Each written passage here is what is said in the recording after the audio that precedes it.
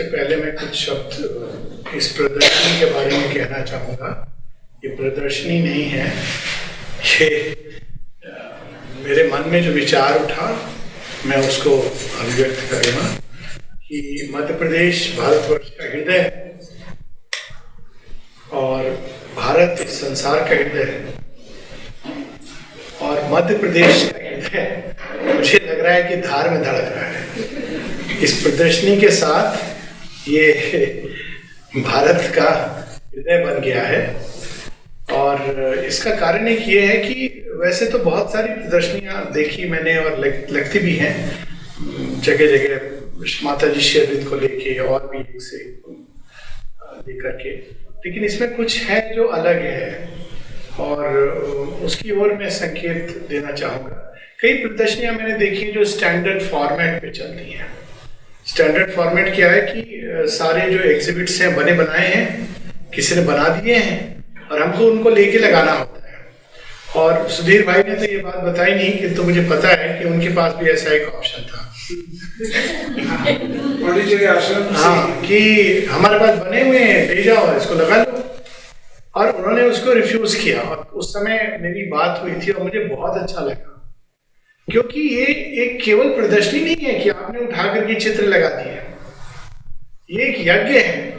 माता जी के परिसर में जो भी काम होता है, चाहे वो झाड़ू बुहारी का काम हो, चाय बनाने का काम हो, रेलिक्स की सफाई है या कुछ भी काम है, माता जी सदैव इस बात को पर जोर देती थी कि हम स्वयं करें। आश्रम की एक छोटी सी घटना है, ये अभी प्रदर्शनी का ही चल रहा है विषय महाभारत पर। तो एक लंबा समय था जब आश्रम में कोई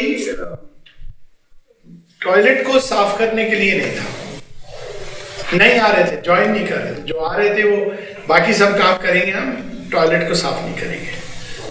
तो रविंद्र जी थे, उनको बड़ी परेशानी कि जो लोग आ रहे हैं कोई ये काम करने को तैयार नहीं है। एक दिन उन्होंने माँ से कहा, माँ ये काम कोई लेने को तैयार नहीं है, मैं ही करता हूँ, चलो उसको। तो माँ ने उनसे कहा कुछ दिन रुक जाओ, मुस्कुरा के कहा कुछ दिन रुक जाओ। और बस कुछ दिनों बाद अचानक जो आश्रमाई बनने के लिए आते थे वो यही कहते थे कि मुझे टॉयलेट अगर साफ करने का कार्य मिल जाए तो बहुत धन्यवाद आपको। तो गए माता जी ये क्या हुआ ये कैसे चमत्कार हुआ? आप देखिए चमत्कार का आधार क्या होता है और इसमें कई चीजों के संकेत मिलेंगे। तो माँ कहती है कि ये एक माइंड के अंदर रेजिस्टेंस था सबके, ये काम छोटा है, ये काम छोटा है, ये काम गंदा है, ये मैं नहीं करूंगा। लेकिन जैसे ही किसी ने इसको प्रकट किया, अपने अंदर इस बात को तोड़ा, तो उसका प्रभाव कई लोगों पे पड़ा और कई लोग सामने आए क्योंकि उसका रिपल इफेक्ट होता है। ये कई बार हम लोग ये नहीं जानते हैं कि नंबर गेम में हम लोग लगे रहते हैं। बात ये नहीं है कि नंबर क्वांटिटी, बात ये कि क्वालिटी। एक व्यक्ति अगर सही रास्ते पे चलता है, सत्य के मार्ग पे चलता है, सौंदर्य के मार्ग पे चलता है, तो उसके पदचिन्ह, उसके ट्रैक पे बहुत सारे लोग स्वतः ही चलने लगते हैं उसको। और ये नहीं कि वो जान के वो व्यक्ति चल रहा है, ये इंपॉर्टेंट नहीं है, लेकिन वो कर्म इंपॉर्टेंट है, उसकी अपनी एक ऊर्जा होती है और कई लोग स्वतः ही उसमें अंदर से कहीं ना कहीं जुड़ने लगते हैं। तो ये प्रदर्शनी एक यज्ञ रूप में है और बहुत ही सुंदर। जो इसकी एक अनूठी बात ये है कि बहुत क्लटर्ड नहीं है, बहुत सारे चित्र लगा दिए, 70-80-100 व्यक्ति उनको पढ़ रहा है। और तीसरी अद्भुत बात ये, इसमें जो है कोर चीजें लगाई गई हैं, वे चीजें जो इस राष्ट्र की आत्मा मां शेरविंद के माध्यम से और उनके योग के परिणाम स्वरूप जो घटित होने वाला है, उस कोर को यहाँ पर डाला गया, जो उस एक प्रकार से जो हर चीज का जो सार होता है वो दे दिया गया है। क्योंकि कई बार जब बहुत सारी बातें होती है तो सार हो जाता है, तो सार यहाँ पर है। और तीसरी चीज मुझे जो बहुत सुंदर लगी कि शेरविंद के महाप्रयाण जो नहीं कहना चाहिए, माता जी लोग अक्सर कहते हैं कि फिर क्या कहें आप। कल ही किसी ने प्रश्न किया, आप कहते हो कि महासमाधि ना कहो, आप कहते हो कि महाप्रयाण ना कहो, तो फिर क्या कहें? मैंने कहा जो माँ ने कहा है डिवाइन सैक्रिफाइस, दिव्य यज्ञ, महायज्ञ, उसी महायज्ञ की ये पूर्णाहुति है। It is the completest offering. जो पिक्चर है, जो चित्र है, पहली बात, एक और बात, कई लोगों को ये बात पता होगी, लेकिन और केवल हम उनको देखते हैं तो वो अपने आप में योग है, अपने आप में ध्यान है। पूछते थे लोग श्री अरविंद से कि हम तो बड़े दूर बैठे हैं, पौंडीचेरी नहीं आ सकते हैं, तो हम क्या करें? तो श्री अरविंद कहते थे concentrate on the mother's photograph and mind. यदि हम केवल उनके चित्रों पे ध्यान करें बाहर से आंखें खोल के, तो हम उनकी उपस्थिति को अपने अंदर महसूस भी कर सकते हैं और योग यात्रा में चल सकते हैं। It is a process of योग। तो मैंने वो चित्र देखा जिसपे सावित्री की वो पंक्तियां हैं, माँ श्री अरविंद के दोनों चित्र। मे बी वो तो खैर इंडिविजुअल कनेक्ट है कि my spirits liberty I ask for all. कितना अद्भुत है। मैं तो मुक्त हुआ और मेरे अंदर रूपांतरण हो रहा है, लेकिन इसको मैं सबके लिए मांगता हूं। ये सबके लिए मांगता हूं, एक पथ नहीं बता रहे केवल श्री अरविंद की, जो इससे जुड़े हैं उनके लिए मांगता हूं, कुछ लोगों के लिए मांगता हूं, मैं सबके लिए मांगता हूं। और इसीलिए उनके सारे योग में हम देखते हैं कि अति मानसिक की बात होती है। लोगों ने पूछा श्री अरविंद से कि माँ की तरफ हम मुड़े, जो लोग मुड़े हैं आपकी तरफ, माँ की तरफ, उनका तो कल्याण हो गया प्रभु, लेकिन उनका क्या, जो नहीं जानते या जो मुड़ नहीं पाए, तो उनके बारे में क्या होगा? तो वहां पर श्री अरविंद बताते हैं कि उन्हीं के लिए तो मैं अतिमानस चेतना को उतार रहा हूं धरती के ऊपर। जो लोग मुड़ नहीं पाए, जुड़ नहीं पाए, जो नहीं जानते, दूर दराज कहां पर हैं, उनके लिए मैं अतिमानस को उतार रहा हूं। तो देखिए इस योग में भी दो प्रोसेस हैं या रास्ते हैं। एक जिसको हम कह सकते हैं कि आप इफ आई मे से सो एयर कंडीशन गाड़ी में बैठ गए, वो एयर कंडीशन गाड़ी है माता जी का नाम, डायरेक्टली आप जुड़ गए माँ श्री अरविंद से।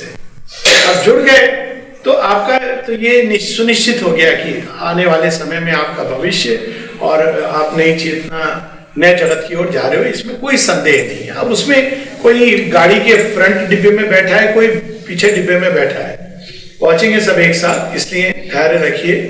इस योग में ऐसा नहीं कि कोई बहुत बड़ा साधक है वो पहले पहुंच गया, और इसका कारण ये कि ये नवीन सृष्टि कोई व्यक्ति को बनाने की चीज नहीं है, ये एक सामूहिक योग है। ये इस योग की बड़ी अद्भुत बात है। जब भी कोई नई स्पेसीज प्रकट होती है तो वो ऐसे नहीं होता कि 1 2 4, एक क्रिटिकल मास है। और वो क्रिटिकल मास कौन होगा, कौन कौन है ऑलरेडी, वो हम नहीं जानते। पर आप चाहे बिल्कुल इंजन के पीछे जो डिब्बा है आश्रम, वहां बैठे हैं, या एकदम दूर मेडागास्कर या साउथ अमेरिका ब्राजील में बैठे हैं, सबसे आखिरी डिब्बा, इट डजंट मैटर। सबसे आखिरी डिब्बा अमेरिका में बैठे हैं, लेकिन भी मोर थोड़ा मजा है पाताल लोग, तो डजंट मैटर, आप डिब्बे में बैठ रहे हैं। माता जी ने इसकी बात की है, सुप्रामेंटल शिप में की बात की है। लेकिन उनका क्या, जो नहीं बैठे, उनके साथ क्या होगा? तो वहां श्री अरविंद कहते हैं उनके लिए मैं सुपर माइंड उतार रहा हूं। ये करुणा नहीं है तो क्या है? ये कोई मत पथ पंथ संप्रदाय नहीं है, ये धरती में एक नई चेतना का अवतरण है, which is a very different thing. एक बार वो अवतरण हो गया तो कण-कण में समा गया। डजंट मैटर कोई विश्वास करता है नहीं करता है, अब ये विश्वास अविश्वास मान्यता और सब चीजों के परी चली गई। इसीलिए माता जी बार बार बताती है it is not a new religion, ये और एक नया संप्रदाय नहीं है। श्री अरविंद संप्रदाय अनेक अनेक है, एक बार जोड़ दो। श्री अरविंद कहते हैं I have not come here to establish a new religion. तो फिर आप क्या करना, मतलब ये रिलीजन ने जहां तक पहुंचा है, रिलीजन का जो अल्टीमेट था भगवान के साथ सामीप्य, आपका मुक्ति मोक्ष, ये उसके परे की चीज है। I have not come here to establish a new religion. I have not come here to establish mutts or to create sannyasis. ऐसे नहीं कि हम रंग दे तो मोहे गेरुआ, ये करने के लिए मैं नहीं आया हूं। ना ये करने के लिए आया हूं कि मैं एक मठ, कई सारे मठ एस्टैब्लिश हो, ये शेरविंद मठ नहीं है। तो फिर क्या करने आया हूं? शेरविंद कहते हैं I have come to call the souls of the strong to the Leela of Krishna and Kali. Shyam और श्यामा, इनकी एक नई लीला। अब यहां से महाभारत प्रारंभ हो जाती है। ये श्याम और श्यामा का क्या कॉम्बिनेशन है? कृष्ण और काली का। हम लोगों ने तो राधा कृष्ण सुना है, यही तो बात है। राधा और कृष्ण श्रीमद् भागवत में हम देखते हैं, कई लोग कहते हैं कि पता नहीं कि राधा थी कि नहीं थी, और द्रौपदी को सब जानते हैं। श्री कृष्ण लीला का जो महारास है, जो ऋषियों ने अपनी वाणी से प्रकट किया, वो एक सत्य है, लेकिन एक अलग स्तर का सत्य है। वो प्रकट होगा निश्चित रूप से। वृंदावन, इटर्नल वृंदावन एग्जिस्ट करता है, माता जी इसको बताती हैं, लेकिन अभी वो प्रकट होने के लिए तैयार नहीं है। श्री कृष्ण प्रारंभ करते, माता जी बताती हैं कि श्री कृष्ण क्यों आए थे? To teach to us, to show to us how we can live with freedom and delight. स्वाभाविक रूप से, नॉर्मली एंड नेचुरली। वो कोई ऐसा नहीं कि कोई अलग जगह जाकर, बड़े नॉर्मल नेचुरल, लेकिन विथ फ्रीडम, असली स्वतंत्रता, जीवन मुक्त, एंड डिलाइट, आनंद। लेकिन संसार तैयार नहीं था। तो क्या होता है उसके बाद? अब आगे कृष्ण और काली का नृत्य। काली कौन थी? महाभारत के समय द्रौपदी। ये सर्वविदित है कि वो मां काली का एक अवतार। इसीलिए जब उनको स्पर्श करता है, बल्कि दृष्टि डालता है, कंस कह रहा हूं मैं, वो दुशासन ने तो टच किया, उसने तो अपना सर्वनाश कर दिया। लेकिन दुर्योधन जब कुदृष्टि डालता है महाकाली के ऊपर, उस दिन यह निश्चित हो जाता है कि अब कुरु साम्राज्य का अंत होगा। तो ऐसा क्या है? ये सारा युद्ध जो बाहर से दिखता है, जो ये युद्ध क्या है? भगवान शांति से काम क्यों नहीं हो सकता है? करते भगवान प्रयास। राम जी ने भी किया था, अंगद को भेजा, हनुमान जी को भेज के बता दिया, देख तू मेरे से उलझ मत। फिर अंगद को भेज दिया, सब बता दिया उन्होंने। अब नहीं, याद नहीं, उसके भी पहले, अंगद और हनुमान के पहले माता सीता गई अपनी मर्जी से गई। कौन कहता है कि रावण की मजाल है कि स्पर्श कर सके मां सीता का? लेकिन माता सीता जाती है कि प्यार कहीं ना कहीं करता, और था ये मेरा ही पार्षद था, वो थे ना, वो जय विजय थे, तो उनको इसको थोड़ा मैं मौका देती हूँ, प्यार करता है, देखूं जाके कैसे रखता है। 1 महीने का उसको ये कितना समय मिलता है, लेकिन वो सुधरता नहीं है, समझता नहीं है प्रेम कैसे करना है, उसको नहीं पता है। हर चीज बल से, शक्ति चाहिए बल से, समर्पण का भाव नहीं है, भक्ति नहीं है, श्रद्धा नहीं है।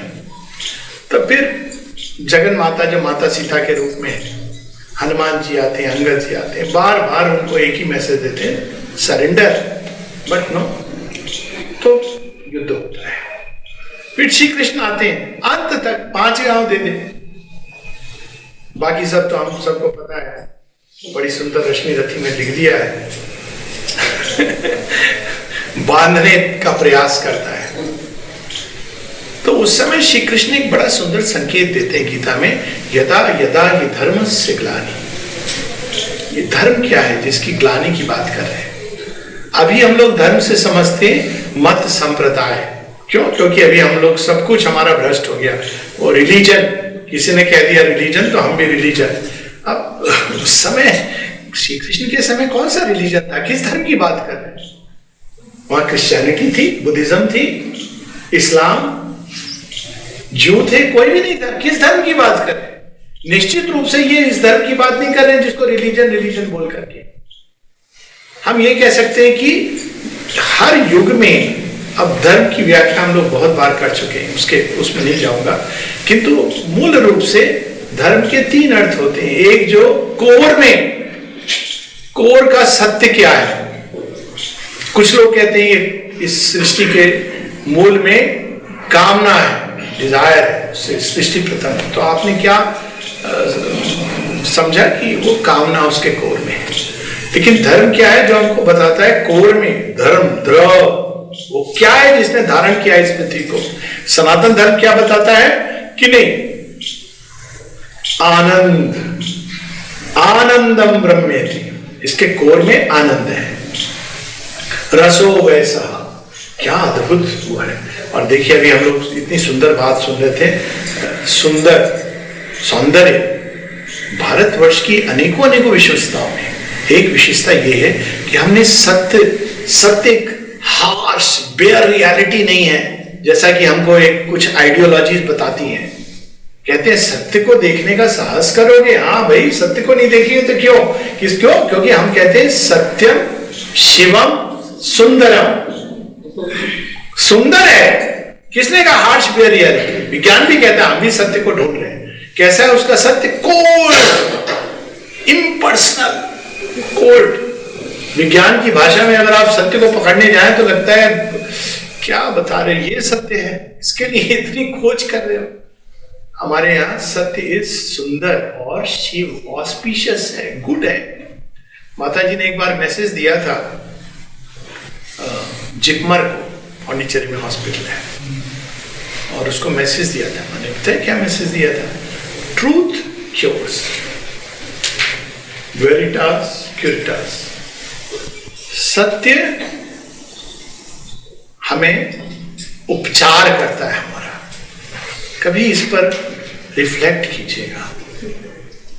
नाना प्रकार के जो रोग हैं हमारे अंदर, इसके मूल में हमारे अवचेतन में सत्य को ढकने वाली बहुत सी परतें हैं।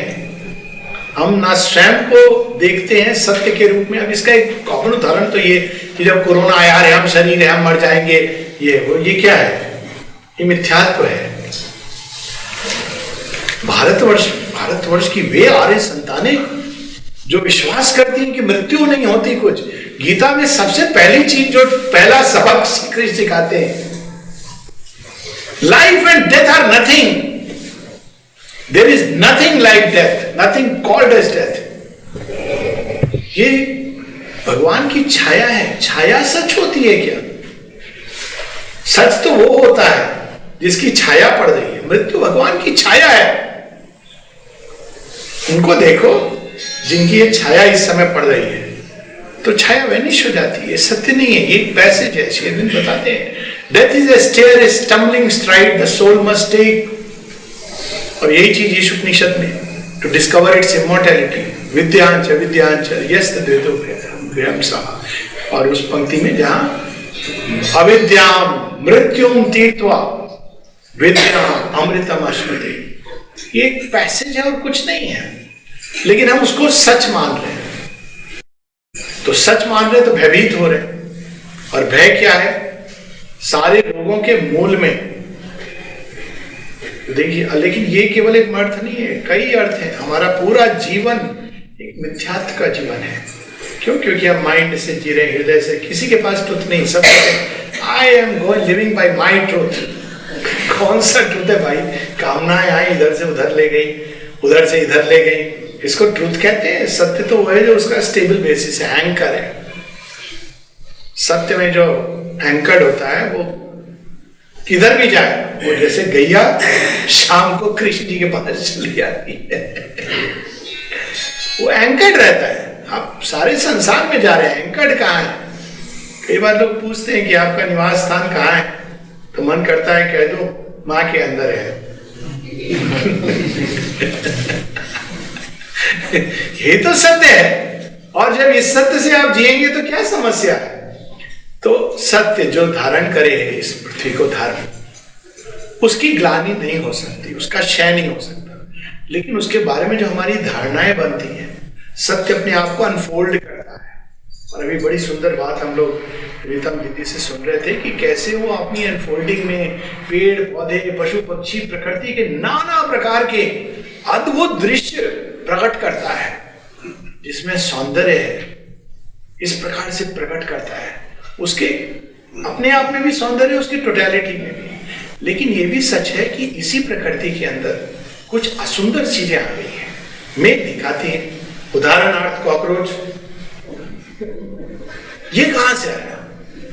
नाग देवता तो अच्छे लगते हैं, फन उठा के भी अच्छे लगते हैं, शेषनाग है, वासुकी है, लेकिन वो नाग देवता जो क्रीपी से क्रीचर कहीं पड़े रहते हैं, भय नहीं करना चाहिए, लेकिन वो नाग नहीं है, वो कुछ गड़बड़ है। तो इस सृष्टि में, और मां से ये प्रश्न किसी ने किया था, मच्छर भी हैं, ना केवल अशिष्टता से खून चूसते हैं, साथ में गिफ्ट दे जाते हैं मलेरिया, फाइलेरिया, डेंगू का। ये कौन सी सृष्टि है? तो इस प्रकृति में बहुत विशाल है प्रकृति के रेंजेस, और इसमें केवल दिव्यता की सुगंध नहीं है। ये एक चीज जो हम लोग पुराने योग में जानते थे, इसको भूल चुके हैं। इस सृष्टि में केवल दिव्यता की सुगंध नहीं है, दिव्यता की छाया, इसको अचित अंधकार, असुर राक्षस अदिव्य भी है। और इसके पहले कि हम उस एकत्व में उठे जहां सब कुछ दिव्य है, हमको इससे जाना पड़ता है जहां दिव्य और अदिव्य का भेद है। और ये भेद कब आता है? केवल कर्म में आता है। चेतना की एक गहराई है, ऊंचाई है, जहां कुछ भी अदिव्य नहीं है। वो जब आपने धर्म के ओरिजिनल उसमें चले गए तो ऑल इज गॉड। लेकिन जब कर्म करेंगे तो ये आधार नहीं हो सकता। ऑल इज गॉड, चलो भाई सांप को भी उठा के लगा लो, कॉकरोच को भी चिपका लो, ये नहीं होता है। कर्म में चुनाव करना होता है। तो वहां पर दिव्य अदिव्य का जो भाव है, वहां से आता है कि सृष्टि टाइम, काल की गति के अनुसार वो खुल रही है। और उसमें क्या होता है कि एक चीज जो एक समय उचित थी, उसको पीछे से सत्य ने स्वीकृति दी थी, वही चीज एक अलग समय पर अस्वीकृत हो जाती है। इसका एक उदाहरण हम सबके जीवन में होता है। छोटा बच्चा है, 2 साल का, तोतली बोली बोलता है, मां कितना खुश होती है, उसी को रिपीट कर रही है। 5 साल में बोलता है, मां को टेंशन होता है। 15 साल में बोलता है, बहुत प्रॉब्लम हो गई। 25 साल में शादी के बाद तोतली बोली बोल रहा है। वाइफ कहती है, मुझे तो नहीं पता था कि तुम ऐसे बोली बोलते हो, तुम तो चुप रहते थे मेरे सामने, मैंने हाँ कर दिया था। डाइवोर्स हो जाता है। देखिए 2 साल में बड़ा सुंदर लगता है। 2 साल में जब मम्मी को कहता है, मम्मी तू गंदी है, मम्मी कहती कोई बात नहीं, बोल ले। क्यों? क्योंकि मम्मी का काम ही ऐसा है। डर्टी लिनन सारे माँ ही साफ करती है। पिताजी तो केवल हाँ चाहिए, ठीक है ठीक है, क्योंकि पिताजी डिस्टर्ब नहीं होना चाहते हैं। तो पिता ने बड़ा अच्छा रोल, बैठे हुए हैं, फाइनल वर्ड, और उनका क्या है काम, कुछ पैसे दे ताकि मुझे तो तंग मत कर, मैं अखबार पढ़ा। बेचारी मम्मी को तो सफाई भी करनी है, सिखाना भी है, तो मम्मी तो हमेशा गंदी होती है, मतलब बीच बीच में। तो जब 2 साल का बच्चा कहता है मम्मी गंदी, तो मम्मी मुस्कुराती है, कहती है अरे चल कोई बात नहीं है। जबरदस्ती साबुन लगा के उसको साफ करके फिर खाना खिला, जब अच्छा बना के खिलाती है, मम्मी तो बहुत अच्छी है ना। ये मम्मी दोनों अवस्था में मुस्कुराती है। 20 साल का बच्चा कहता है मम्मी तू गंदी है। कल्पना कीजिए 20 साल का बच्चा बोले मम्मी तू गंदी है। हो गया ना वो जो चीज एक समय पर। अब वो कौन सा समय था? अज्ञान। अंतर क्या आया? सचेत होने का अंतर आ गया। तो प्रारंभ हमारा अज्ञान अचित अंधकार से होता है। अचित अज्ञान अंधकार की अवस्था में आप सीधा मिलियन वोल्ट का ट्रुथ नहीं दिखा सकते, मिलियन वॉट का प्रकाश। जैसे बच्चा जब गर्भ में निकलता है तो निकलते ही आपने उसको बहुत प्रकाश दिखा दिया, बच्चा अंधा हो जाएगा। तो इस प्रकार से एक चीज एक स्टेप पर भगवान अपनी छाया में पालते हैं बच्चे चैत्य भ्रूण को। उस समय वो क्या करता है? मां तो है ही नहीं, डिवाइन डज नॉट एग्जिस्ट, ठीक है उस समय के लिए। लेकिन यही चीज थोड़ा और बड़ा होता है तो भगवान कौन हो जाता है? हमारे वो पशु की बलि होगी और पशु की बलि देकर केवल एक सीमित भगवान से लाभ की अपेक्षा होगी। फिर चेतना का और उन्नयन होता है, विकास होता है। तो वो भगवान जिसकी हम बाहर पूजा कर रहे हैं, वो भगवान हमारे अंदर आ जाते हैं, एक नया संबंध जोड़ने लगता है। लेकिन अभी भी संबंध है, तुम वहां हो गिरधारी, तुम यहाँ हो गिरधारी, कन्हैया तुम वहां हो, मैं कहाँ हूं, मैं इस जगत में लौट रहा हूं, सन रहे मेरे पांव कीचड़ में। फिर थोड़ा और विकास होता है तो हम क्या करते हैं? भगवान तुम ही तो हो जो मेरा सच्चा स्व है। और विकास होता है, भगवान दूरी मिटती जा रही है। कभी तो समझ नहीं आता कि तुम हो और मैं हूं, या मैं और तुम एक हो। श्री रामकृष्ण परमहंस के साथ ऐसा होता था ना, पूजा करते करते वो फूल कभी कभी अपने ऊपर डाल लेते, लोग कहते थे ये क्या कर रहे हैं। अब वो ऐसी अवस्था में चले जाते थे जहां वो अपने ही अंदर मां काली को एकदम साक्षात देख रहे हैं। फिर इसके आगे की अवस्था होती है कि केवल गहराई में मैं आपके साथ एक नहीं हूं। यहां तक तो लोगों ने पाया है, गहराई में आत्मा परमात्मा का मिलन हो गया, बस उसके बाद तो सब आनंद में है, अंदर अंदर। लेकिन बाहर संसार भी है, थोड़ी कोई ऑटोमेटिकली सब चीजें आनंद में हो गई। तो अब फिर वही आनंद, वही सौंदर्य, वही सत्य विचारों में, भावों में, दृष्टि में, सृष्टि में, कृत्य में, संकल्प में, भाव में, बोध में, श्रवण में, घ्राण में, इंद्रियों में, देह की कोशिका कोशिका। अब ये प्रोजेक्ट ये वाला शुरू हो गया। अब केवल अंदर जुड़ने से काम नहीं चलेगा, हर चीज में जुड़ना है, हर गति में भगवान तुम्हें, क्योंकि मूल तो वही है। तो ये क्या हो रहा है? उत्तर उत्तर सत्य का प्रकटन हो रहा है। लेकिन जब एक लेवल से दूसरे लेवल पर जाते हैं तो कंफ्लिक्ट होता है। पास्ट है, उसमें भगवान ने एक तरह से स्वयं को प्रकट किया था, अब वो नए ढंग से प्रकट करना चाह रहे हैं। तो पास्ट जो होता है वो कहता है नहीं, हमको तो वही अच्छा लग रहा था। फॉर एग्जाम्पल माँ एक जगह लिखती हैं, बहुत पावरफुल है ये, कई बार लोगों को सुन के हिल जाता है अंदर। The age of religions is over.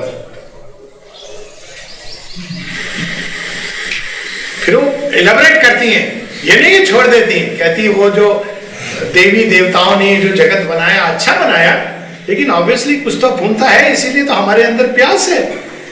तो अब इसको और आगे जाना है। उन्होंने they did a good work, लेकिन उनके साथ क्या होता है? देवी देवताओं के साथ नीचे असुर, वो भी उसको डिस्टॉर्ट कर रहा है, कॉकरोच बना रहा है इस सृष्टि के अंदर, मच्छर भी बना रहा है, रोग फैला रहा है। तो दोनों के अंदर देवासुर संग्राम चलता रहता है। और वो केवल कॉकरोच और वहां तक सीमित नहीं है असुरों का काम, थॉट को डिस्टॉर्ट करेगा। आजकल देखिए, अब हम आज की महाभारत पे आ जाए, युद्ध केवल बाहर नहीं होता है, बाहर तो वो उसका एक टोकन युद्ध है। माता जी श्री अरविंद अपने एसेज ऑन द गीता में लिखते हैं, action and event have no importance in themselves but for the idea they represent and the force that is there to serve the idea. अब उस समय क्या चल रहा था युद्ध? महाभारत के समय एक और राज्य थे जो चाहते थे हम बस राज्य करेंगे, अपनी अपनी ढपली, अपना अपना राग। उसमें कुछ थे अति महत्वाकांक्षी जो चाहते थे कि हम एम्पायर बनाएंगे, लेकिन हम जैसा चाहते वैसा एम्पायर। जरासंध है, छेदी नरेश है, शिशुपाल है और वो दुर्योधन है, ये सब साम्राज्य बनाना चाहते हैं। साम्राज्य और राष्ट्र में अंतर है। साम्राज्य एक आधिपत्य होता है, रोमन एम्पायर एक आधिपत्य होता है, लेकिन श्री कृष्ण क्या चाहते हैं कि हो गए साम्राज्य बहुत बने हैं पहले, अब मैं राष्ट्र को स्थापित करना चाहता हूं। राष्ट्र और साम्राज्य में अंतर है। साम्राज्य में एकाधिपत्य है, राष्ट्र की आधारशिला ऐसा नहीं हो सकता कि कोई एक डिक्टेटर आके उसको चलाए। राष्ट्र कई तरह की यूनिट से बनता है, इकाई से बनता है, जहां सबका अपना स्थान है। और इसका भारतवर्ष में बड़ा सुंदर उपाय था, अश्वमेध यज्ञ। यज्ञ होता था और जो जो जुड़ते थे वो सब बराबर के हकदार होते थे, यानी धर्म का आधार होता था राष्ट्र का। तो उस समय ये युद्ध होता है, उस समय की मानसिकता है, उसमें सांख्य भी है, सारे बातें विचारधाराओं का मेल मिलाप। सांख्य के अनुसार यह प्रकृति है और वह पुरुष है। तो कहते हैं अर्जुन कि अकॉर्डिंग टू द लेटेस्ट मत ऑफ सांख्य, पुरुष इज हियर एंड प्रकृति इज हियर। तो मैं तो पुरुष की ओर जा रहा हूं अपनी लुटिया लेके। श्री कृष्ण कहते हैं हाँ उसमें सच है, लेकिन रुक जा, वो जल्दबाजी नहीं कर। और दूसरी विचारधारा उस समय थी संन्यास की विचारधारा, मोक्ष, आप चले जाइए कहीं मोक्ष। श्री कृष्ण ये सारी विचारधाराओं को श्रीमद् भगवत गीता में अनेकों है, उसमें भक्ति का स्वरूप श्री कृष्ण एक नई भक्ति का स्वरूप देते हैं। क्या देते हैं? पत्रम पुष्पम फलम तोयम, तो कहीं है कुछ भी उठा के ऑफर कर रहा है मुझे मिलता है। और साथ में उस समय वो बताते हैं ये age of religion is over, ये केवल माता जी नहीं बता रही है। श्री कृष्ण कहते हैं तू देव इत्यादि को जब देगा कोई चीज तो वो तुझे पैराडाइज तक ले जा सकते हैं, उसके बाद तू वापस आएगा स्वर्ग के बाद धरती पर पुनर्जन्म के साइकिल में आएगा, अज्ञान में ही आएगा। लेकिन यदि तू मुझे अर्पित करेगा, अंत में उसको भी मैं ही ग्रांट करता हूं, लेकिन जब तू मुझे देगा डायरेक्टली तो मैं तुझे आम त्वा सर्व पापेभ्यो मोक्षयिष्यामि मा शुचा। तो ये देवताओं के बड़े अच्छे हैं, अद्भुत हैं, बहुत गुड जॉब। सुन रहे हैं, सब जानते हैं कि सही बात है, लेकिन प्रॉब्लम ये है कि उनके पास परमानेंट सॉल्यूशन नहीं है, क्योंकि असुर हैं, कांस्टेंट फाइट चलती है दोनों के बीच में। उस युद्ध में विष भी निकलता है, वो बहुत सारी चीजें, आइडियाज के लेवल पर ये संग्राम होता है। तो अब श्री अरविंद इस चीज को अपनी अंतिम निर्णायक परिणति तक ले जाना चाहते हैं। अब ये युद्ध कमांड एंड कंट्रोल उन्होंने देवताओं की जगह स्वयं ईश्वर सामने खड़े हो गए। यही भगवत गीता में हम देखते हैं। अब जब वो सामने खड़े हो जाते तो उन्होंने कहा है, अब महाभारत में उन्होंने शस्त्र नहीं उठाए, उन्होंने कहा ये काम अर्जुन से हो जाएगा, ये अभी देवासुर संग्राम है, मैं सामने खड़ा हूं, बैठा हूं, लेकिन मैं शस्त्र नहीं उठा रहा हूं। लेकिन अब वो उसको निर्णायक परिणति, वो छोटे मोटे असुर नहीं, सबसे दुर्दांत जो उसके रूट में है, मृत्यु, अचित, अंधकार, सावित्री में यही तो है ना फाइट, अल्टीमेट फाइट। एक और sun, daughter of the sun Savitri, sun word, और दूसरी ओर जो मृत्यु, बिल्कुल मृत्यु, यम, सूर्य की छाया है हमारे उसमें। तो अब ये जो धर्म से ग्लानि क्या होती है, एक अच्छा थॉट होता है, एक विचार एक समय के लिए उपयुक्त होता है, अब उसको ट्विस्ट किया जाता है। अब वहां पे हम लोग आज के युग में देखें, एक आजकल बड़ी अच्छी चीज चल रही है सुनने में, लिबरल, सुना है ना नाम आप सबने, लिबरल। सब आज के युवा तो बिल्कुल हम लिबरल होना चाहिए, बिल्कुल होना चाहिए। अब हिंदी में लेकिन दो शब्द हैं, स्वच्छंद और स्वतंत्र। मैं कई बार पूछता कौन सा लिबरल, स्वच्छंद और स्वतंत्र, अंतर क्या है दोनों में? स्वच्छंद, मेरी जो इच्छा मैं करूंगा, लिबरल थॉट के अनुसार आप कुछ भी, कोई भी विचार कहीं पर भी आप अभिव्यक्त करिए, अभिव्यक्ति की आपको स्वतंत्रता इज रॉन्ग वर्ड, स्वच्छंदता है। आपको गाली देना है, भगवान को दे सकते हैं, कोई समस्या नहीं है। आपको लोगों में कुछ भी लिख करके कहीं पर भी स्वच्छंदता है, लेकिन इस स्वच्छंदता के पीछे क्या शक्तियां कार्य कर रही हैं, ये देखना आवश्यक है। बड़ी सुंदर अभी एक पुस्तक आ रही है, मेरे मित्र भी हैं राजीव मल्होत्रा जी, जिन्होंने लिखी है snakes in the Ganges. Snakes in the Ganges, Harvard university के प्रोफेसर, इन्होंने एक पूरी विचारधारा को उलट करने का काम पाताल लोक में होता है, मैन्युफैक्चर होकर वापस वो भारत में आती है। तो उसमें कई सारी ऐसी चीजें, और उसमें ये जो लिबरल थॉट है, लिबरल थॉट वर्ड कितना देखिए स्ट्राइक, हर किसी को अच्छा लगता है। लिबर्टी होनी चाहिए, हम सब चाहते हैं कि स्वतंत्रता हो, लेकिन स्वतंत्रता होती क्या है? स्वच्छंदता में नहीं होती है, सेल्फ मास्टरिंग होती है। बड़ी सुंदर एक ब्लैक फिल्म देखी होगी आप सबने, कई लोगों ने देखी होगी। वो फिल्म अच्छी है, ये नहीं कि उस डायरेक्टर की सारी फिल्में अच्छी हैं, पर वो फिल्म अच्छी है। ये भेद पता होना चाहिए, नहीं तो ये हो जाता है ना, हम छोटे थे तो डायरेक्टर के नाम से देखते थे, हीरो के नाम से कभी नहीं। डायरेक्टर अच्छा है, लेकिन अब पता चला कि नहीं, ये कैसे चीजें डिस्टॉर्ट होती हैं। तो वो ब्लैक पिक्चर में एक बड़ा सुंदर एक डायलॉग है, जब वो कहती कि नहीं मैं स्टिक नहीं यूज करूंगा, तो जो हीरो है अमिताभ बच्चन, हीरो मतलब जो शिक्षक है, वो उसको कहता है this will not make you dependent, this will make you independent. अब देखिए सोच, अब इसको अप्लाई करिए आज की विचारधारा पर। ऐसे लोग हैं जो कहते हैं आप भगवान पर इतने डिपेंडेंट क्यों हो? मैंने सुना है हर चीज के लिए माता जी को जोड़ देते हो। Why are you dependent so much on the divine? मैंने कहा देखिए, it's a question of priorities. Why are you so much dependent on your ego? आप ईगो की लाठी लेके चल रहे हो, मैं भगवान की लाठी लेके चल रहा हूं, समस्या क्या है? To each his own। करते हैं लोग, ऐसी ऐसी बातें करते हैं। कमरे में आए एक बार मेरे, ये लिबरल थॉट की, तो उन्होंने देखा, ये देखिए कितना भयानक होता है ये विचारधारा का टकराव। तो वो मेरे घर में जगह जगह माता जी श्री अरविंद के चित्र, मेरे घर में ऐसे बच्चे हैं पढ़ने के लिए आए। तो एक दिन क्लास कुछ कारण था और उन्होंने कहा नहीं सर हम पढ़ना चाहते हैं। तो मैंने कहा आ जाओ मेरे घर में आ जाओ। सब देख रहे हैं, हाँ श्री अरविंद के फोटोग्राफ। फिर कहते हैं थोड़ी देर बाद सब पूछा के सर आपने फोटोग्राफ क्यों लगाए हैं? मैंने कहा तुम्हें क्या समस्या है? नहीं सर थोड़ा मतलब वो है ना सेकुलर थॉट, भगवान है ना। देखो बच्चों, तुम अपने बटुए के अंदर अपनी गर्लफ्रेंड का फोटो रखते हो, तुम्हारे घर में तुम्हारी माता पिता की फोटोग्राफ है, मेरे घर में ना मेरे माता पिता की फोटोग्राफ है, ना मेरी वाइफ और बच्चे की फोटोग्राफ है, किसी की नहीं है, ना बटुए के अंदर है, केवल मां श्री अरविंद की है। तुम्हें इससे क्या समस्या हो रही है? ये मेरे घर के अंदर है।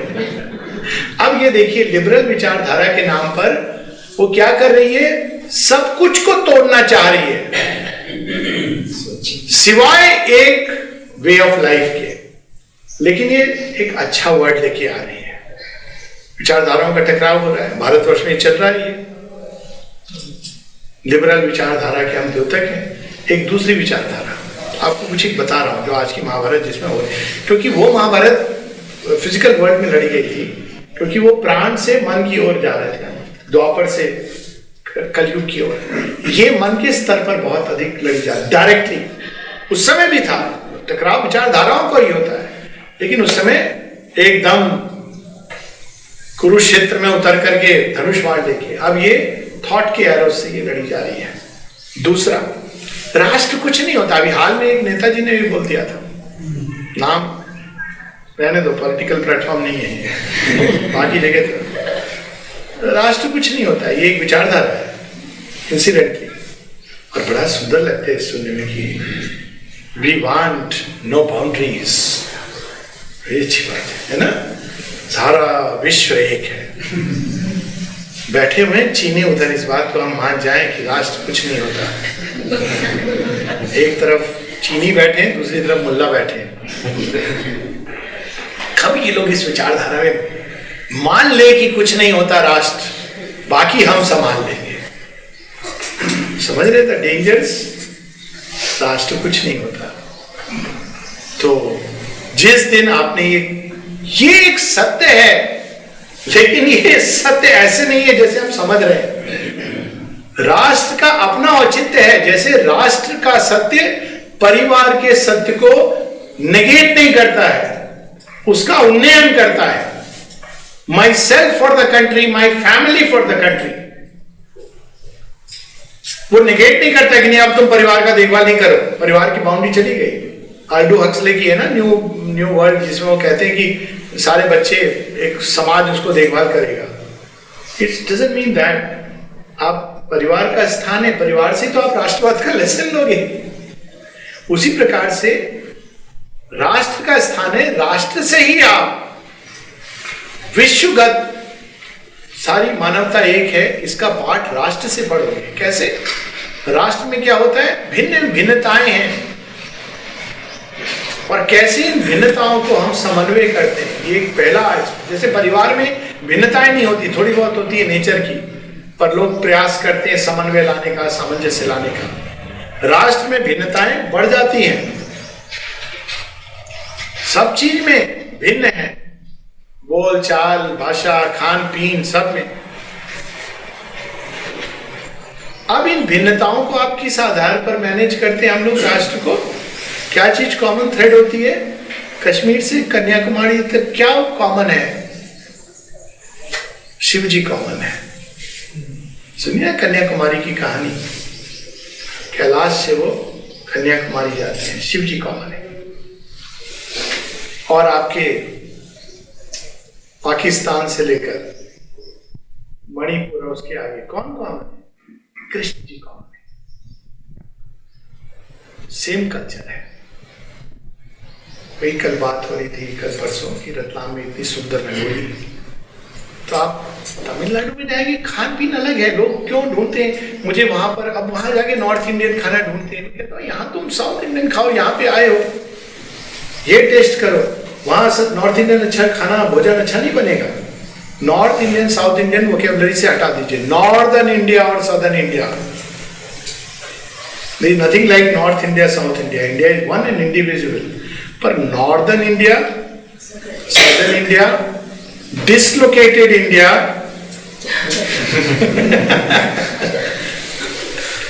Pakistan, partly liberated India, Bangladesh, yet to be India। क्यों ऐसा कहा जा रहा है? आप देखिए अपने पुरातन इतिहास को देखिए। गांधार में किसका राज्य था? मॉडर्न गांधारी कंडहार किसका राज्य था? गांधारी कहाँ की थी? सावित्री कहाँ की थी?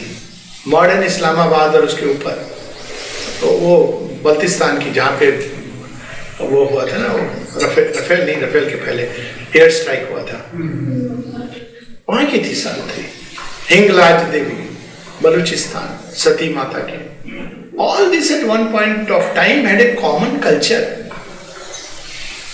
इंडस वैली सिविलाइजेशन, सिंध नदी की सिंध, तो ये एक कॉमन कल्चर था जिस सूत्र में। लेकिन यही कल्चर विश्व में हो ये आवश्यक नहीं है। हम यहां पर एक दूसरे से जुड़ते हैं इस कॉमन कल्चर के। उसी तरह हर एक स्थान का अपना, हर एक राष्ट्र का अपना एक कॉमन कल्चर है जो अपने आप में सुंदर है। हम ये नहीं कहते कि आप ऐसे बन जाओ, लेकिन जब हम यहाँ पे ये लेसन सीखते हैं कि सब कुछ अलग है, हमारी भाषा अलग है, खान पीन अलग है, सब अलग है, लेकिन एक कॉमन कल्चर है। कॉमन कल्चर केवल बाहर से नहीं प्रकट हो रहा है, केवल मंदिर भी भिन्न है। अगर आप देखो सदर्न इंडिया के जो मंदिर है, नॉर्थर्न इंडिया के मंदिर है, वेस्ट चीज बड़े अद्भुत है, अलग अलग है, लेकिन कॉमन कल्चर हमारे यहाँ कुछ चीजें हैं जो बिल्कुल हमारी प्रकृति के अंदर है, इनबिल्ट है, हमारे डीएनए में है, इनग्रेन्ड है। वो एक कॉमन कल्चर है और उसको हमको रखना है, क्योंकि अगर वो चला गया, जैसे हम लोग नमस्ते करते हैं, आप कहीं पर वणकम करेंगे साउथ इंडिया में, सदर्न इंडिया में आप जाएंगे तो वणकम करेंगे, नमस्ते करेंगे, कहीं ऐसे करके करेंगे, लेकिन गले लग के हम किस नहीं करते हैं एक दूसरे को। ये हमारा कल्चर है। और वहीं अगर आप स्पेन में जाएंगे तो कहते हैं हमारे कल्चर में हम हग्स एंड किसेस करते हैं। हमने कहा बहुत अच्छी बात है, आप करिए, करते रहिए, हमको कोई समस्या नहीं है। हमारे कल्चर में हम नमस्ते करते थे, मैंने बताया क्यों करते, हम डिवाइन को प्रणाम कर रहे हैं, हम शरीर को थोड़ी कर रहे हैं। तो हमने आपके अंदर के डिवाइन को हमारे अंदर के डिवाइन ने प्रणाम कर लिया। तो अब और आगे बढ़ने की अभी जरूरत नहीं है, किसी किसी के साथ हम आगे बढ़ेंगे। ये नहीं कि हम ऑन द हाउस तो ठीक है, लेकिन देह आत्मबोध है तो उस प्रकार से जब तक हम देह से नहीं मिलते हमको लगता है कि मिलन नहीं हुआ। हम लोग तो आत्माओं के मिलन में एक्चुअली विश्वास करते हैं। तो ये सब चीजें हमारे कल्चर की एक इनबिल्ट है। संस्कृति के बहुत एस्पेक्ट्स हैं, उसमें मैं अभी नहीं जाना चाहता हूं। तो इंटरनेशनलिज्म अगेन बहुत सुंदर लगता है सुनने में, लेकिन वो कितना भयानक हो सकता है।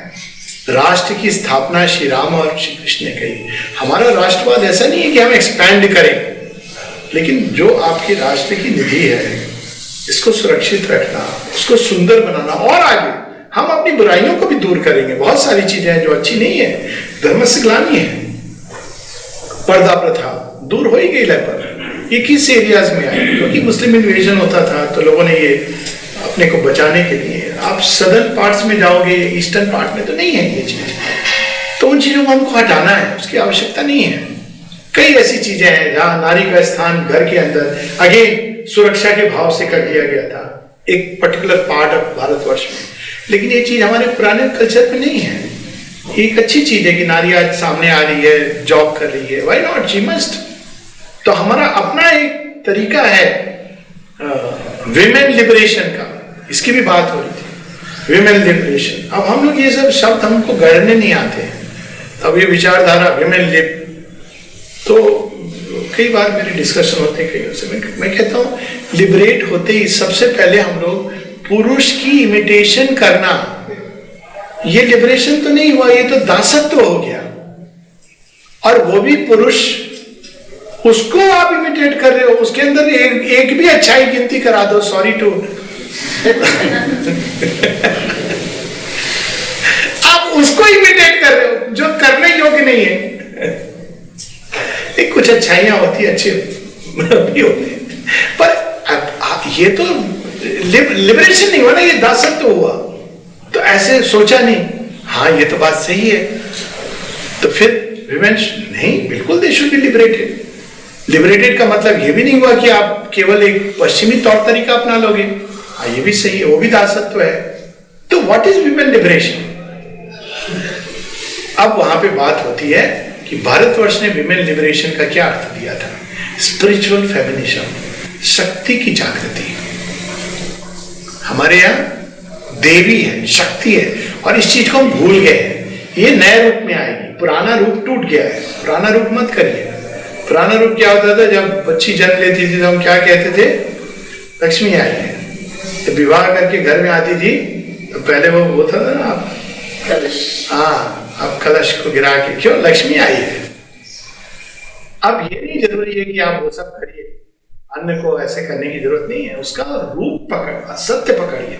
अब धर्म से ग्लानि क्या हुई? बाहर से हम पकड़े रहे, अंदर से हम उसको भूल गए। तो जब लड़की आई तो रस्म आपने निभाई, भाई वो कलश ले आना, ये वो सब कर दिया, लेकिन जैसे ही अंदर आई तो वो लक्ष्मी जी तो कहीं और चली गई, दासी बन गई। चूल्हा चक्की संभाल, मेरा बच्चा निकम्मा है, कपड़े तो धोना, मेरा बच्चा यूजलेस है। मतलब यही है, बोलती नहीं है मेरा बच्चा किसी काम का नहीं है सिवाय पैसा कमाने के। अब ये क्या है? धर्म से ग्लानि है, क्योंकि वो फॉर्म है और उसका सत्य चला गया। कई ऐसी चीजें हैं जो फॉर्म्स उनके, अब आप उनके ओरिजिन स्पिरिट में जाओगे तो बहुत सुंदर थी, इंक्लूडिंग जो संतान, जो बेटे का जो होता था ना बड़ा, तो अब देखिए इसके पीछे सत्य क्या था और क्या बन गया है विकृत, और अच्छा है चला गया है। बेटा घर में रहता था, अब जब बेटे के ऊपर क्या बोझ था? उसको पितृ ऋण चुकाना होता था। पितृ ऋण केवल ये नहीं था कि बाप के जितने कर्जे हैं बेटा चुकाएगा। पितृ ऋण था जो प्रारंभ हुआ है, जिस ऋषि ने कोई प्रारंभ किए प्रोजेक्ट, उसको पूरा करना बेटे का काम है। बहुत बड़ा भार है भाई, बेटा ना बनना। बेटा बनना मतलब सारा भार आपको उठाना है। बेटी का फिर क्या स्थान था? अब उसने इस परिवार में कुछ देखा है, सीखा है, अब वो नए घर में जाएगी। अब इन दोनों को जोड़ के एक समन्वय लाएगी, तभी तो वो नई सृष्टि की रचना करती है। जननी है, अद्भुत काम है उसका।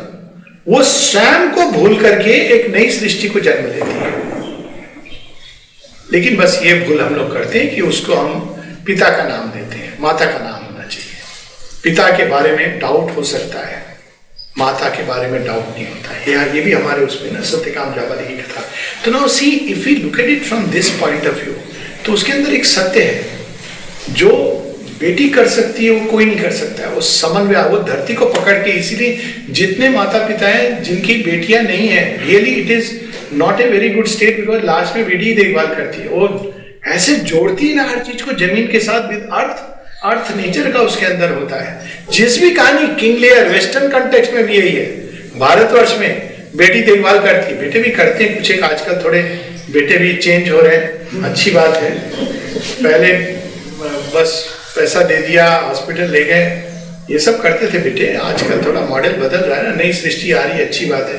बेटा बेटी एक हो रहे हैं, बहुत अच्छी बात है, फेमिनाइन जाग रही है। लेकिन स्पिरिचुअल फेमिनिज्म, ये भारतवर्ष, उसमें दुर्गा भी है। दुर्गा की स्टोरी क्या है? नारी सक्षम है, अकेले स्ट्रॉन्ग है। दुर्गा का देखिए idea, she is strength and beauty together. Western context से क्या आया नारी के बारे में, जो आजकल फेमिनिज्म है? नारी तो प्लेजर ऑब्जेक्ट है। उसके आधार पर जितने सिनेमा बने, हीरोइन क्या होती थी? पिचारी, अबला। हीरो आके बचाएगा, वो रो रही है बस, या डांस कर रही है कि मेरा हीरो आएगा। अरे ये क्या बात है? Why are you waiting for a hero? You are the hero on the spot. ये चीज, कई इस तरह की चीजें हुई जिसके कारण हम भूल गए दुर्गा को, भूल गए सीता को। सीता की स्टोरी देखिए कितनी अद्भुत है। ना रावण के ल्योड़ से वो परेशान होती है, ना पति के त्याग से वो परेशान होती है। वो बच्चों को जन्म देती है, बिटरनेस नहीं आने देती। ये नहीं कि डाइवोर्स सूट फाइल कर रही हूं मैं, कोर्ट में मिलना मुझसे। और वहीं दूसरी ओर दूसरा एग्जाम्पल है शकुंतला। क्या स्ट्रेंथ है, क्लेम्स द किंगडम। तुम्हारा बेटा है, डीएनए टेस्ट नहीं है हमारे पास, लेकिन your word and my word, divine is the witness. तो ये सारे सत्य धीरे धीरे कालांतर में बाहरी रूप, ये धर्म का जो बाहरी रूप है, वो उसके अंदर स्पिरिट ट्रैप्ड हो जाती है। अब वहां पे हम एज ऑफ रिलीजन्स की बात करते हैं। एज ऑफ रिलीजन्स में क्या हुआ?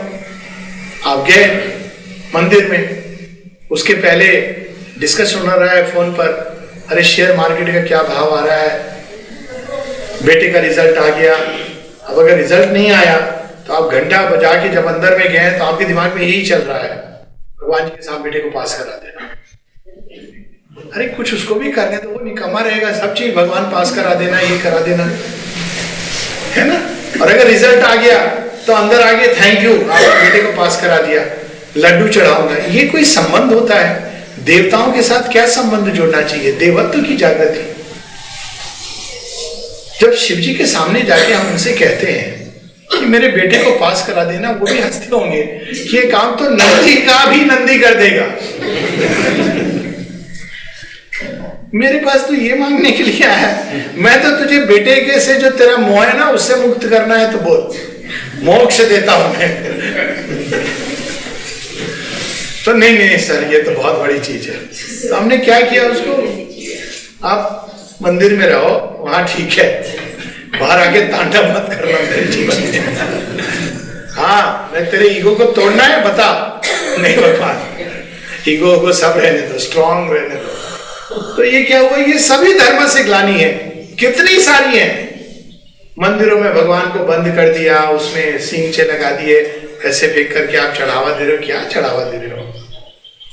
करोड़ रुपए कमा करके आप वहां 10 रुपए दान दे रहे हो, और बड़ा नाम, उसमें भी ऐसे नहीं, मेरा नाम लिख देना एक पट्टी के ऊपर और मंदिर में लगाना, लोगों को पता भी नहीं है कौन था ये। बेंच पे लगा देना मंदिर के बाहर मेरा नाम, बैठने वाला भी सोच रहा है ये कौन थी श्रीमती जी जिनके बेंच पर मैं बैठा हूं। कारीगर किसने बनाया? सब केवल आपने पैसे दे दिए। मतलब क्या हुआ इसके पीछे भाव? Money is everything. बनाया कारीगर ने। मंदिर में अगर किसी का नाम लिखना ही है तो उन कारीगरों का नाम लिख दो जिन्होंने इतने सुंदर ढंग से बनाई। पर पैसा देना इज दैट एवरीथिंग? अब ये सब धर्म से ग्लानि है। तभी श्री अरविंद जो हम लोगों ने नीचे सुना, म्रियमान भारतवर्ष, म्रियमान अवस्था में, कोमाटोस। लेकिन अब एक नया भारत और नया विश्व उदय होगा जहां घर घर ही नहीं, हृदय हृदय देवालय होगा। यह मंदिर है,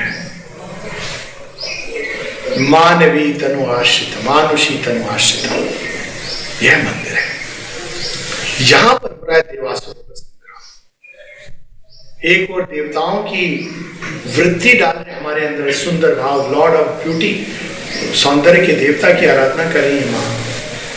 what is the law of beauty? मां, सौंदर्य का धर्म होता है कुछ। वो सौंदर्य का धर्म क्या है? सौंदर्य के बोध से नैतिकता का आधार मिलता है। नैतिकता हम मॉरल साइंस में गुड और बैड नहीं सीखते हैं। ये तो हम लोग बचपन में कॉन्वेंट में सिखा दिया गुड और बैड, आज तक नहीं समझ आया आधार क्या है इसका। साथ में ये भी सीख दिया you are a social animal. अब ये दो कॉन्ट्राडिक्टरी बातें हो गई। एनिमल तो कभी कहीं से गुड नहीं होता है, उसको भूख लगी तो खा लेता है। लेकिन हमारे यहाँ नैतिकता का आधार क्या है? सौंदर्य बोध। और यदि ये जाग जाए बच्चों के अंदर तो हम बहुत सुंदर उन्मेष करेंगे नई सृष्टि का। माता जी के पास जब कोई कंप्लेंट लेके गया एक बच्चे की, और कई बार ऐसे माता जी बता दी बच्चों को क्या सिखाओ, तो माँ ने उस बच्चे को बुलाया। माँ कहती थी you feel in your heart what you have done is correct और नॉट। अब लेकिन देखिए बच्ची चुप हो जाती, कहती mother I have done the right thing. माँ कहती ऑल राइट, कुछ नहीं कहती उसके आगे। टीचर की कंप्लेंट एक तरफ, यू नो द रीजन। अभी प्रयास कीजिए, हम सब के लिए है। जब माइंड कंफ्यूज होता है ये करो या वो करो, केवल कुछ क्षणों के लिए हृदय में कि what should I do, you will get just the right answer. Mind will confuse, मैंने जो किया वो उचित किया कि नहीं, बिल्कुल heart will tell without any लाग लपेट। माइंड जैसे माइंड में गया वो 10 चीजें उसमें, हाँ ठीक ही किया, क्या करूं मैं, परिस्थितियां ऐसी थी, मौसम ऐसा था, वातावरण ऐसा था। अंत में वो एक बड़े ट्रुथ को भी, भगवान की यही इच्छा थी। नहीं, वो सुधीर भाई हंस रहे क्योंकि लाइट नहीं थी। उन्होंने कहा जैसी माता जी की इच्छा, मैंने कहा माता जी की इच्छा या भगवान की मनुष्य की दुर्बुद्धि या ग्रहणशीलता का भाव।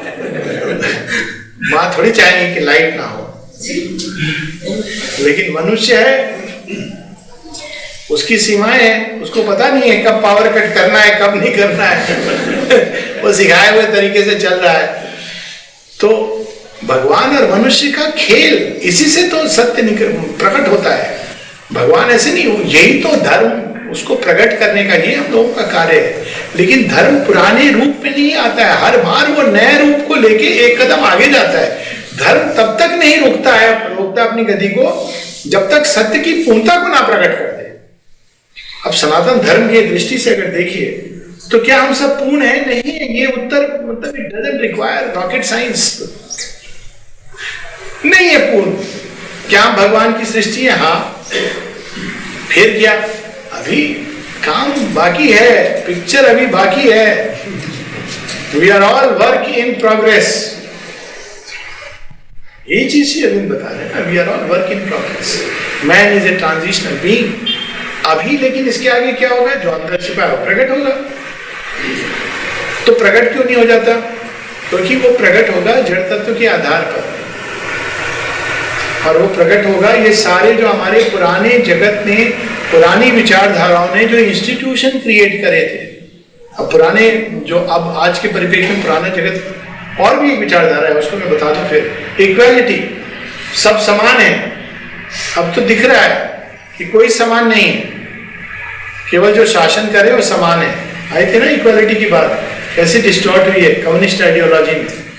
एक नया माओ सेतुंग तैयार हो रहा है, सब समान है हमारे यहाँ।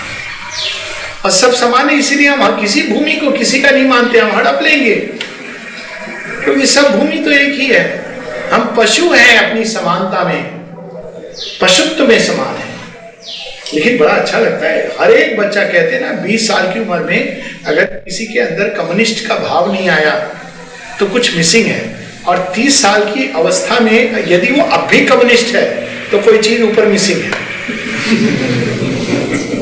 ये जो होती है ना, जो सब लाल रेखा, हम सबको समान, सब कुछ, उधर से भी बात आ रही समान अधिकार, एकलव्य और अर्जुन दोनों को अधिकार है, तो उनसे पूछना चाहिए कि किम जॉन्ग यून को तुम न्यूक्लियर टेक्नोलॉजी क्यों नहीं दे रहे हो? सब समान है, कैसी मूर्खता वाली बातें हैं। समानता का अर्थ फ्लैटनेस नहीं होता है, हर चीज अपने प्रकृति से सीखे समानता। रोज अपनी जगह समान है, उस घास से दुर्वा घास जो जमीन में है, दोनों का अपना स्थान है। समानता is not equality of death, it is the equality in creation, जो विविधता में समानता को केंद्र में पीछे रख के विविधता को प्रकट करती है, लेकिन मूल रूप में एक समानता उसके अंदर है। उसी प्रकार की और एक आइडियोलॉजी है बंधुत्व। कितना अच्छा लगता है ना, ब्रदरहुड, हम सब भाई भाई हैं। पता नहीं ब्रदरहुड सिस्टरहुड भी ले आओ साथ। एनीवेज, ब्रदरहुड, तो ब्रदरहुड कहां तक सीमित रहा? सीरिया तक। उसके आगे गया, या तो तुम हमको मानो नहीं तो होगे तुम भाई, पर तुम्हारा सर काटने का अधिकार हमारा है। और शायद उन्होंने ब्रदरहुड को बहुत लिटरली ले लिया, तो सिस्टर्स को तो एकदम ढक देते हैं काले लिबास। ब्रदरहुड कितना अच्छा लगता है सुनने में, हम मानते हैं कि हम सब भाई हैं, उसके बाद हम गला काटते हैं क्योंकि तुम मेरे भाई हो लेकिन हमारे जैसे तुम विचारधारा से सहमत नहीं हो, इसलिए तुम्हारा या तो गला काट देंगे या कन्वर्ट कर देंगे। अब ये ब्रदरहुड है, लेकिन ये सारे फॉल्सहुड ओपनली इनको बोला, ये वार है, लेफ्ट प्रोपेगेंडा, इस्लामिक प्रोपेगेंडा, ये फैक्ट है। इनको हमको, ये जो व्यक्ति ये सब सत्य कहने में डरता हो, कहां से? वी शुड स्पीक ट्रूथफुल, ये एक बेसिक चीज है जो हमारे शास्त्रों में, सत्य काम जाबाली, स्पीक द ट्रूथ। और अगर आप देखें तो साफ पता चलता है कि दिस इज फॉल्सहुड। इसके लिए तो कोई बहुत ज्यादा मनन चिंतन की आवश्यकता नहीं है। Stand by truth. माता जी बताती है सत्य के आधार पर एक जगत आ गया है, और वो पुरानी जो मिथ्यात्व की स्लेवरी, दासत्व है मिथ्यात्व का, उसको वो नकार रहा है, रिजेक्ट कर रहा है। ये जो बच्चे हैं ना छोटे छोटे, ये हैं उसके प्रतिबिंब। जो नचिकेता है हर घर में आ गया है, डैड आदरणीय तो हो पर काम गलत कर रहे हो। प्रहलाद भी आ गए, डैड देखो आपको रिस्पेक्ट करता हूं, आप भगवान नहीं हो कि हम आपकी विचारधारा को माने, आप भगवान नहीं हो कि आप जो कहते हो वो सब सही है, पर अधर्म करते हैं। प्रहलाद आ गए, और कृष्ण कन्हैया की तो बाढ़ लग रही है। तो सब कुछ एक नया प्रारंभ कर रहे हैं, सारी एक नवीन सृष्टि। कोई फॉर्मेट में नहीं बांध सकते, दो भगवान को आप किसी फॉर्मेट में नहीं बांध सकते। एक है शिव जी, एक कृष्ण जी। शिव जी को आप बोलो कि ड्रेस सेंस होनी चाहिए, आप आ रहे हो यज्ञ में भाग लेने, महादेव हो आप, महादेव हो आप, कोई सिक्योरिटी के साथ आओ, कहते हैं मैं सिक्योरिटी के असुरों के साथ आ रहे हो, नहीं मुझे उनसे डर नहीं लगता। अच्छा कुछ तो प्रॉपर ड्रेस नहीं, मैं सांप को भी अपने लपेट के आऊंगा। आप महादेव हो, कैसे महादेव हो? बिना कोई मोटर गाड़ी के कैवलकेड के आ रहे हो, इसीलिए तो महादेव हो। Even in rags I am God. मेरे महादेव होने की पहचान मेरे वश में हो सकती, मैं जानता हूं मैं महादेव हूं। देखिए कॉन्फिडेंस का आधार क्या है, I know that I am divine.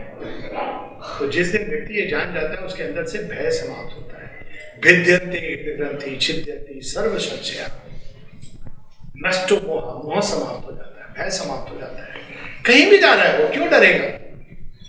He knows that he is divine। ये भारतवर्ष की का गिफ्ट है। वहां श्री कृष्ण, उनको भी किसी फॉर्मेट में नहीं बांध सकते हो। अब वो तो दूसरा एक्सट्रीम है, सब कर रहे हैं। यहाँ शिव जी है, सब त्याग, त्याग मूर्ति, शमशान के बाद मेरा घर शुरू होगा। Die to your ego then you start my journey. अब यहाँ कृष्ण जी तो हर चीज को एक्सेप्ट करें, द्वारकाधीश भी हैं और उन्होंने कोई बांसुरी बजा रहे हैं और सब गोपियां आ रही हैं, वस्त्र हरण कर रहे हैं। लोग कह रहे हैं आप क्या कर रहे हो ये लीलाएं? तो कहते हैं नहीं नहीं, मनुष्य ने बहुत अपने पाप के गठरी तो बना के दे देता है मुझे, लेकिन अपने पुण्य की गठरी नहीं देता है। मैं बड़ा पुण्य आत्मा हूं, राइटियस हूं, कहते हैं ये भी मुझे लेनी है। ये क्या आप आधी रात को बांसुरी बजा करके, हाँ ये मेरा स्टाइल है, मेरा तरीका है। तो देख नहीं रहे हो आप सामाजिक अव्यवस्था कर रहे हो, गोपियां घर छोड़ के आ जाती हैं आपके पास भाग करके, ये क्या बात है? तो कहते हैं मैं नए समाज का गठन कर रहा हूं जो सत्य के आधार पर होगा। अब देखिए आप, ये दो एक्सट्रीम्स भारतवर्ष में, दोनों का समन्वय हम श्री अरविंद में पाते हैं। एक और श्री अरविंद को आप किसी फॉर्मेट में नहीं डाल सकते, इसलिए मां कहती है आप कोई धर्म रिलीजन नहीं बना सकते हो श्री अरविंद की टीचिंग्स के आधार पर। इतनी विशाल है, इतनी बहुआयामी है, आप किसी भी रूट से जुड़ सकते हैं। अभी जैसे हम लोगों ने सुना, आप पेंटिंग कर रहे हैं, वो आपके लिए एक योग यात्रा का माध्यम बन सकता है। आप भोजन बना रहे हैं, योग यात्रा का माध्यम बन सकता है। किसी भी रोड से आप जुड़ सकते हैं, कोई फिक्स्ड फॉर्मेट नहीं है। ये भी नहीं कि ध्यान की विधि, इसकी विधि, विधाता ने विधि के परे है विधाता। वो कहते हैं विधाता से जुड़ो, विधि की बात छोड़ दो। विधाता से जुड़ोगे भाव से, कर्म से, संकल्प से, विचारों से, तो बाकी तो वो संभाल लेंगे, विधि बन जाएगी, process, technique, that's not the real truth. उनका पर्पस है to join us with the divine, स्मरण करके जुड़ो। और वहीं दूसरी ओर वो ये नहीं कह रहे हैं कि आप नवीन सृष्टि ऐसे ही बन जाएगी, वो कहते हैं कि तुम्हारे त्याग की संपूर्णता ऐसी होनी चाहिए अंदर में, स्टार्टिंग पॉइंट, कि ना केवल वो तो हमने सुना था षड रिपु, ये जो डिस्टॉर्शन जिसकी बात रितम दीदी की, मूल रूप में सब चीज दिव्य है, सो ट्रू, लेकिन उनके ऊपर बहुत सारे ट्विस्ट और टर्न्स ये सब हो गए। क्या ट्विस्ट और टर्न हो गए? तो वहां पे वो बताते हैं, हमने ये तो सुना था षड रिपु, काम, क्रोध, लोभ, मोह, मद, मत्सर, उसमें दो चार और जोड़ दीजिए। सबसे बड़ा इनके पीछे भय, अचित ज्ञान, अंधकार जो उसके रूट में है, लेकिन इतना काफी नहीं है। ओपिनियंस, व्यू पॉइंट्स, आइडियोलॉजीज जो रिलीजन के रूप में हमसे जुड़ी हुई हैं, इन सबको यदि हम पकड़ते हैं तो भगवान की समग्रता और संपूर्णता को प्राप्त नहीं कर सकते। सत्य अपने आप को प्रकट करेगा, कोई जरूरी नहीं कि उसके वो आपने वो भी लगाया ना कि किसी सीमित विचारधारा की आवश्यकता नहीं है। To find the divine one, to enter into relation with him, we don't have to leave the world, we don't have to have limited beliefs to enter into contact with the divine. Limited beliefs क्या होते हैं? भगवान ऐसा ही है या वैसे ही? भगवान को तो बड़ा मजा आता है, हमने सोच रखा है ऐसा है ऐसा है, वो एक नए रूप में प्रकट होगा।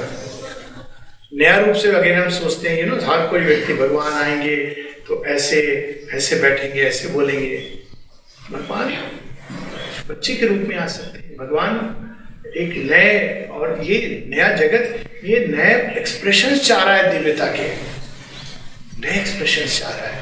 इंस्टीट्यूशन कोलैप्स कर रहे हैं। क्यों कोलैप्स कर रहे हैं? क्योंकि नए इंस्टीट्यूशन, नई संस्थाएं जो दिव्यता को दे सकें, school as an institution, its days are over. अब जो बातें marriage as an institution, its days are over. क्यों? क्योंकि इंस्टीट्यूशन, उसका आधार क्या होना चाहिए? मैरिज का सत्य और प्रेम, दो ही आधार होते हैं, और उसके मूल में विश्वास। ये तीन चीजें आप पकड़ लीजिए। अगर ये नहीं है तो आप इंस्टीट्यूशन को लेके क्या कर रहे हो? फॉल्सहुड और विकृति को जन्म दे रहे हो। आजकल सेलफोन का जमाना है, don't forget, I don't need to say more. सत्य और प्रेम नहीं है, विश्वास नहीं है, तो आधार तो नहीं है, पर इंस्टीट्यूशन है। बाहर जब जाते हैं, meet mister and missus so and so, और जैसे ही आजकल तो परफेक्ट कर ली है हस्बैंड वाइफ ने, art of fighting but not showing it. आपस में ऐसे झगड़ रहे हैं कि बस हाथ में आ जाए, चकला बेलन का जमाना चला गया, छुरा आ जाए। इतने में घंटी बजी, जैसे दरवाजा खोला विदिन मिनट्स, हाँ ये आप बहुत अच्छा, अरे क्या चला, हाँ बहुत अच्छा, टीवी का प्रोग्राम देख रहे थे। सब झूठ, ऑल फॉल्स, ऑल लाइज। ये जगत हम जीना चाहते हैं तो institutions have to change, they have to become plastic to accommodate the new impulse, new creation. सत्य के आधार पर है। स्कूल का क्या आधार है? छोटे छोटे क्लासरूम डिब्बे जैसे बने होंगे, और उन डिब्बों के अंदर जाकर के बच्चे पता नहीं क्या बंद होके जब बाहर निकलेंगे तो प्रोडक्ट बन के निकलेंगे। ऐसे सीखते हैं क्या? किताबों से वो सीख रहे हैं उन चीजों के बारे में जिनको कभी देखा नहीं। ए से एप्पल सीख रहे हैं, अ से अक्षर सिखाइए, जेड से पता नहीं क्या सीखते, जीब्रा। हिंदी में कितना अच्छा है, किससे एंड होता है? आ से शुरू होता है, आ से अक्षर प्रारंभ हो रहा है चीज का, और अंत किससे होता है? ज्ञान। So nice. कोई जरूरी उसको कंक्रीट इमेज नहीं देना, उसको बोलो ज्ञान, उसको कंसेंट्रेट करने दो कि ज्ञान क्या होता है। अक्षर, you can't reduce it further, इतना सुंदर शब्द है। अब इस तरह से अगर हम बचपन से, तो ये क्लासरूम एजुकेशन ये सब जाने वाली है। घर भी कैसे हैं? जब मैं पहली बार गया था न्यूयॉर्क में, न्यूयॉर्क से भी पहले कीनिया में मैंने मल्टी स्टोरी बिल्डिंग पहली बार देखी थी। तो फिर बाद में तो न्यूयॉर्क में इतनी ऊंची ऊंची, मैंने कहा लोग माचिस के डब्बों में रहते हैं, लोग बड़ा स्काई स्क्रेपर 34th मंजिल पर किसी के यहाँ रुका था, यहाँ से देखो कैसा लगता है। कुछ भी नहीं लग रहा है, ये मतलब ये डब्बा सा घर है, लिटरली माचिस के डब्बे लगते हैं एक के ऊपर एक, और कम स्पेस, पैसे आप यू कांट अफोर्ड। काम वाली भी नहीं आएगी। भारतवर्ष में तो हर नारी एक लेवल पर रानी है, नहीं मिलती आप सब वो मिल करके। खैर वो एक अलग बात है, उनका अपना एक स्टाइल है, ओके। बट घर कैसा होना चाहिए? केवल दीवारें बना दी, उस घर बन गया? इस सौंदर्य का बोध होता है उसमें? ऑरवेल में देखिए न्यू आर्किटेक्चर, जैसे तो किसी ने ऐसे गाना, मेरे घर का दरवाजा कोई नहीं है, ऐसा भी नहीं। पर घर कैसा होना चाहिए? घर ही देवालय होना चाहिए, सुंदर होना चाहिए, बड़ी सुंदर बात है। उसकी सजावट में भी अंदर में फूल हो, पत्तियां हो, ग्रीन चीजें हो, कितना सुंदर लगेगा। उसका पूरे श्वास में आप उसमें तो लगे, हाँ कोई आवश्यक नहीं कि आपने एक मंदिर रखा है, वही देवालय बन जाए। घर, फैमिली कैसी होनी चाहिए? फैमिली का आधार क्या होना चाहिए? ये आधार कि तो मेरा वंश है या तू कृष्ण का वंश है, ममय वंश। देखिए अभी छोटी सी चेंज से क्या हुआ, माँ की संतान। आपको एक उदाहरण देता हूँ, एक 5 साल का बच्चा, जिसको उसकी मम्मी बड़ी डांट रही थी। बच्चे ने अचानक कहा, देखो मम्मी, ज्यादा और डांटोगी तो मैं वही माँ के पास चला जाऊंगा जहां से आया हूं। मम्मी की रूह कांप गई। सामने की घटना, मम्मी की रूह कांप गई अंदर तक। आत्मा, ये क्या बोल गया बच्चा? माँ की संतान, ओरिजिनल तो वही है, ऑर्फन कोई नहीं होता हमारे यहाँ, ओरिजिनल तो वही है। आप हो, अच्छी बात है। बी लाइक मात्र देवो भव, ये नहीं कि माँ देवी है, माँ देवता जैसी बनो, देवी जैसी बनो। पितृ देवो भव, ये नहीं कि पिता देवता है, पिता भगवान के जैसे बनिए। देखिए कितने पेशेंस के साथ डील करते हैं। आचार्य देवो भव, बी लाइक ए गॉड। वो देवता देते हैं तो ये नहीं कि मुझे क्या चढ़ावा मिलेगा, ज्ञान देते हैं हर सब्जेक्ट के। तो ये सारे इंस्टीट्यूशन सभी एक नए आधार पर प्रारंभ होंगे। क्यों? क्योंकि एक सोच बदल रही है, भाव बदल रहा है। तो अगर हम पुराने से टिके रहेंगे तो ये, और मैंने कुछ एक उदाहरण दिए, बहुत सारे ऐसे उदाहरण हैं, कई लेवल्स पर ये महाभारत चल रही है, बाहर हो रही है, अंदर हो रही है। अब वो जमाना गया जिसमें हम संकीर्णता में जीते थे, अब विशालता का युग है। कि जब विशालता में हम प्रवेश करें तो दो प्रकार की विशालता होती है, ये हम हमेशा स्मरण रखें। एक होती है आकाश की विशालता, अनेकों नक्षत्र हैं उसके अंदर, लेकिन हर किसी का अपना स्थान है, रित चित। एक होती है वेस्ट पेपर पिन की विशालता, बी वाइट, सुना है ना? वेस्ट पेपर पिन की क्या होती है? आपने कविता भी उसमें डाल दी, जूते की गंदगी भी डाल दी, मुरझाए फूल भी डाल दिए, बाद में आप ढूंढे, मैंने टिकट भी फाड़ के डाल दिया कहीं, हर चीज उसके अंदर। That's not what is whiteness in Indian context. Last में इंडियन कंटेक्स्ट में क्या है? सत्यम ऋतम बृहतम।